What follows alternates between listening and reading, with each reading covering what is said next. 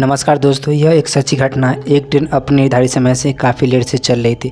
कारण था ठंडी के मौसम में तेज़ कोहरा पड़ रहा था। ऊपर से रात का वक्त। ट्रेन में उपस्थित ट्रेन के लोकल पायलट जो ट्रेन चला रहा था, एक बार ड्राइवर को ट्रेन को रोकने को सिग्नल मिला। दरअसल आने वाले स्टेशन पर एक ट्रेन सिग्नल न मिलने के कारण वहाँ पर एक ट्रेन पहले से ही खड़ी थी। लोकल पायलट को कुछ देर बाद वहाँ से चलने का सिग्नल मिला।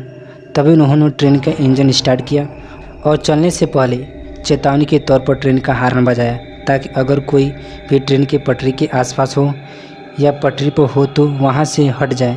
3 बार हॉर्न देने के बाद वो आगे बस चलने वाले थे कि उनकी नज़र सामने वाली पटरी पर गई, जहां वह देखा कि पटरी पर कोई लेटा हुआ है। एक तो ठंड के कोहरे की वजह से साफ नहीं दिख रहा था, मगर ट्रेन के लाइट से पता चल रहा था कि कोई तो है जो सफ़ेद कपड़े में पहने हुए पटरी पर लेटा हुआ है। ट्रेन के पायलट उसे वहां देखकर चौंक गए कि अब तो उसे ट्रेन का हॉर्न को सुनकर उठ जाना चाहिए, मगर वो तो अपनी जगह से टस से मस भी नहीं हो रहा था। पायलट ने ट्रेन में से ही कहा था, अरे भाई, ट्रेन का हॉर्न सुनाई नहीं दे रहा क्या? चलो अब तो हट भी जाओ पटरी से। मगर उनके कई बार कहने पर भी वो लड़का ज्यों के त्यों खड़ा रहा और पायलट को गुस्सा आने लगा था। वो मन ही मन सोच रहे थे कि वो कैसा आदमी है जो इतना तेज़ ट्रेन का हॉर्न भी सुनाई नहीं दे रहा है। और वही बात सोचते हुए ट्रेन से नीचे उतरे। जब ट्रेन का पायलट उसके पास पहुंचे तो पता चला कि वह एक 15 से 16 साल का लड़का था।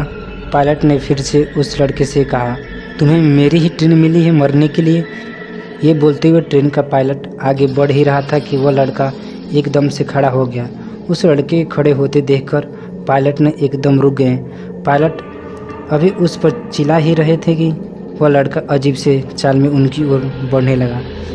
पहले वह लड़का अपने सिर झुकाए हुए पायलट की ओर आगे बढ़ रहा था। जब वह पायलट के करीब पहुंचा तो वह अपने सिर ऊपर की तो नज़र सबसे पहले पायलट के गर्दन पर गई। वह लड़का पायलट के गर्दन की ओर घूर घूर देख रहा था कि तभी ट्रेन में मौजूद पायलट के सहकर्मियों को बुलाने की आवाज़ ही सुनाई दी।